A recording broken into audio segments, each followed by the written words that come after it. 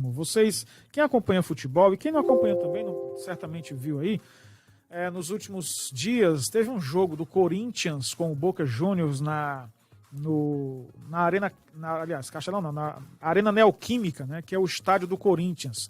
O jogo foi terça-feira. E não são raras as vezes que a gente vê torcedores, entre aspas, né, fazendo gestos absurdos, imitando macaco, jogando casca de banana. Nesse jogo do Corinthians com o Boca Juniors, teve torcedor argentino que até fez gesto nazista, né? Aquele gesto nazista que eu me recuso até a reproduzir aqui, que vocês sabem o que significa e toda a história por trás do nazismo. Então, para conversar com a gente sobre esse tema tão sensível, tão em voga e tão importante e pertinente, estou na linha com o defensor público Regis Pinheiro. Doutor Regis, seja muito bem-vindo aqui à Jovem Pan News Fortaleza. É um assunto que a gente trata sempre e sempre tem que ser trazido à tona a questão do racismo nos estádios, doutor Regis. Boa tarde, seja muito bem-vindo. Boa tarde, muito obrigado pelo convite. Doutor Regis, eu queria começar perguntando ao senhor por que não, eu não sei o que a legislação diz, mas é a impressão que nós temos, como torcedores, como quem acompanha futebol, é uma impressão que temos que existe uma ou impunidade ou a lei é muito branda, porque todos os programas de pós-jogo que eu vi e que eu vejo depois dos jogos que acontecem esses casos, todo mundo reclama que o acusado do racismo ou até da homofobia, né? Essa pessoa ela é levada à delegacia, paga uma fiança, uma multa e é liberada e o processo não corre nada. E também em relação aos órgãos, as entidades que organizam os jogos, Conmebol, CBF, tem muito discurso, doutor. Somos contra o racismo, sempre tem uma plaquinha lá. Mas na efetividade a impressão que dá é que não anda para frente. Ou eu estou enganado?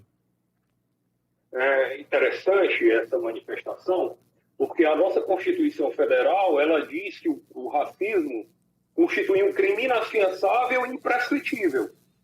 E aí, no ano passado, o Supremo Tribunal Federal, ele decidiu que os crimes de injúria racial, que normalmente é o que ocorre nos estádios, ele se caracteriza também como racismo.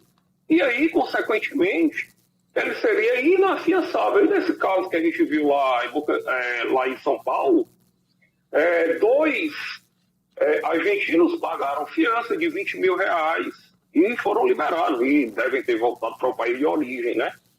Então a gente se pergunta, até um questionamento que está muito em voga na doutrina, é justamente esse questionamento. Ora, se o Supremo Tribunal Federal considera que o crime de injúria racial é um crime de racismo, e se a nossa Constituição diz que o racismo é um crime inafiançável e imprescritível, por que é que foi arbitrada a fiança em favor das pessoas que cometeram crime de racismo? Essa é uma pergunta que a doutrina, os estudantes de direito, os operadores, estão se fazendo. A gente observa vários e vários artigos doutrinários questionando isso, e que a partir do momento que a injúria racial ela é considerada racismo, então não poderia ter sido arbitrada a fiança em favor dessas pessoas. Essa é uma questão. Teve outro caso, não só no estádio, mas também lá em Recife, antes de ontem, que uma moça queria que a filha tomasse a vacina, não era o momento dela, e o enfermeiro, que também é policial militar, também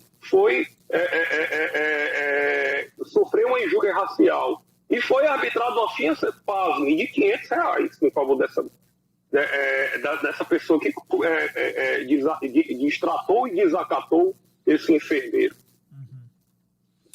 Então, doutor, justamente isso nos leva ao questionamento, porque há aqueles que dizem que é mimimi, né? É o termo que se usa, né? Que é, eu vou usar outro termo um pouco mais, mas me perdoe os nossos ouvintes, é frescura.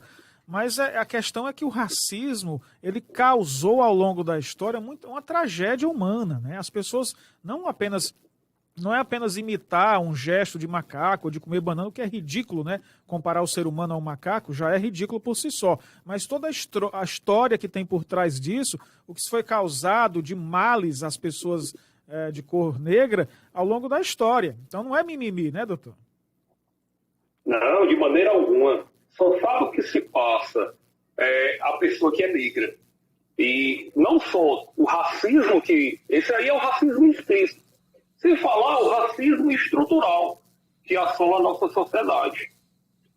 As pessoas que vivem na periferia, que são pardos, negros, vivem todo dia com racismo estrutural na nossa sociedade. Por exemplo, numa sala de aula, você chega numa sala de aula de uma universidade particular, eu sou professor universitário, e você conta nos dedos as pessoas que são pardas ou negras.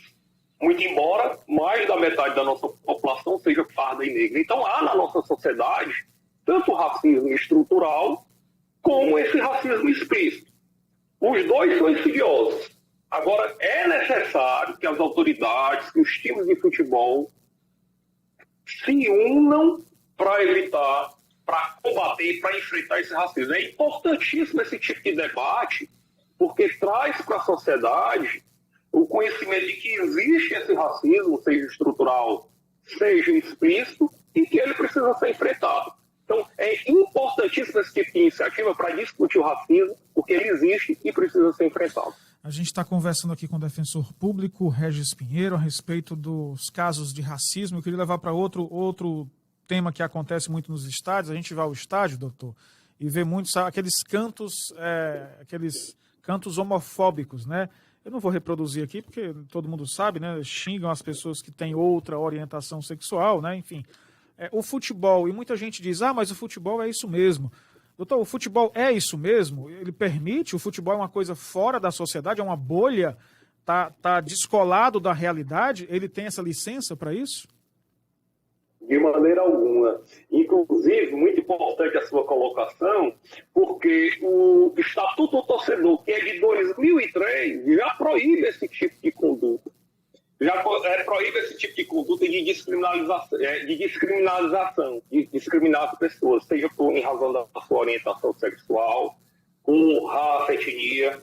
Então, o Estatuto do Torcedor já proíbe, os clubes têm que enfrentar esse tipo de machismo, de sexismo que existe no futebol.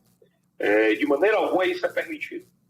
Quais seriam as penalidades para esses tipos aqui pela lei brasileira, doutor? É possível que os clubes, se quiserem, né, e tiverem boa vontade de realmente promover a igualdade, não apenas no discurso, mas na prática, o que é que os clubes podem fazer? Pode, por exemplo, banir um cara que faz um negócio desse dos estádios por um tempo? Que penalidades são possíveis? Eles podem, é possível ser processada, a pessoa que participa, que entrou esse estádio, ser processada do ponto de vista criminal. O Estatuto do Torcedor prevê várias sanções, tá certo? Vários tipos penais. É possível também a sanção ao time de futebol, ao clube, à torcida, se for uma torcida organizada, tá certo? E ao próprio torcedor.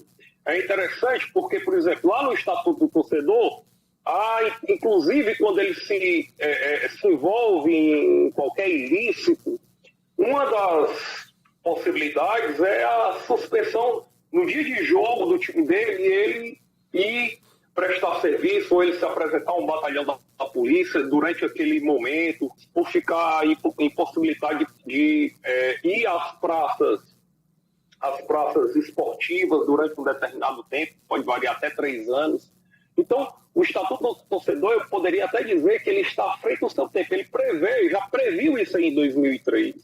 E prevê várias sanções, inclusive essa de impossibilitar por um determinado período, não de forma eterna, um banimento eterno, mas de banir por um certo período aquele torcedor, aquela agremiação ou aquela torcida organizada dos estádios.